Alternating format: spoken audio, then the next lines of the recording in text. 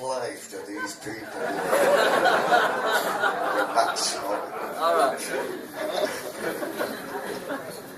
Our utopia is their hell.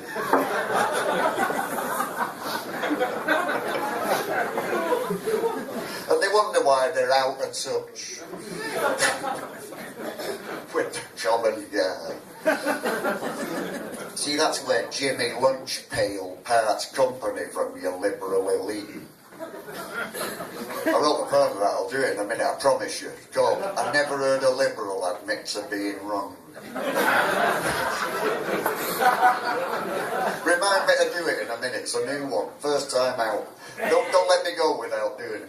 Anyway, this one's called Attack of the 50-Foot Woman. And if you've not seen this film, if you read it up, the synopsis in Halliwell's, it goes like this, I'll save you the trouble. A neurotic woman enters a disused spacecraft where she is affected by radioactivity, which, as we all know, as any scientist will tell you, in a woman results in a 50-fold increase in total body mass. If it had been a guy, he would have been conferred with superpowers.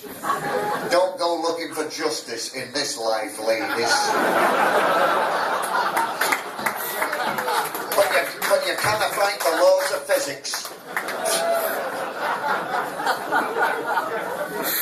Here we go, Attack of the 50-Foot Woman.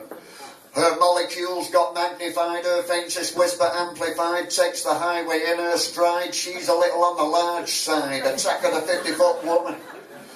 Feeling vaguely discontent with all the spleen that's fit to vent, dressed in a circus tent, her irritation overspent to an almost biblical extent, Attack of the 50-Foot Woman.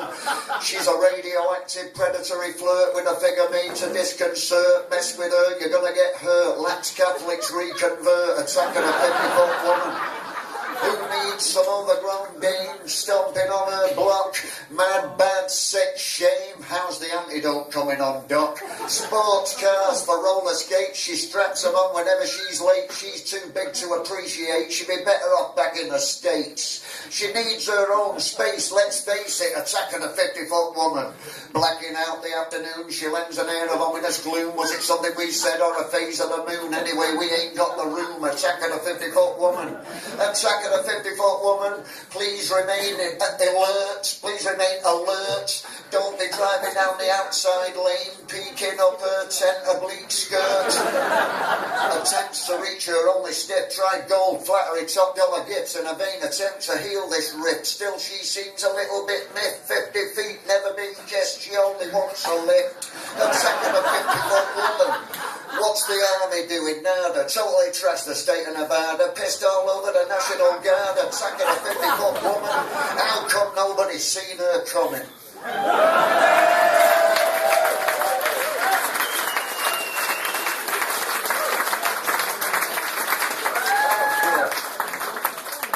Here's a monster I created for no reason at all. Nobody held a gun to my head. I was the happiest guy alive, and then I invented this slob.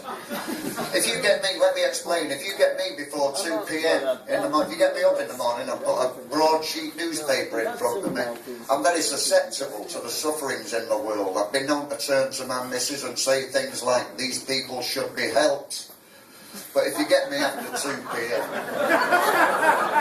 I revert back to the misanthropic son of a bitch you've come to know and hopefully been able to dredge up some grudging sympathy for over the years. But before that, I'm this, so much so that I send off letters to the aforementioned broadsheet papers under the name of Alan Ford, PhD. So I've created this guy that cares, a man with lofty ideals. So now I look at my wife and I think, I'm not going to bring this up with her because obviously I don't want to plant the seed, or if she never thought it, I don't want to start. Do you know what I mean? I hope she hasn't, but I look at her, I think, she probably thinks, who wouldn't think, that if he can make this guy up, surely it is but a short step to becoming this much nicer person.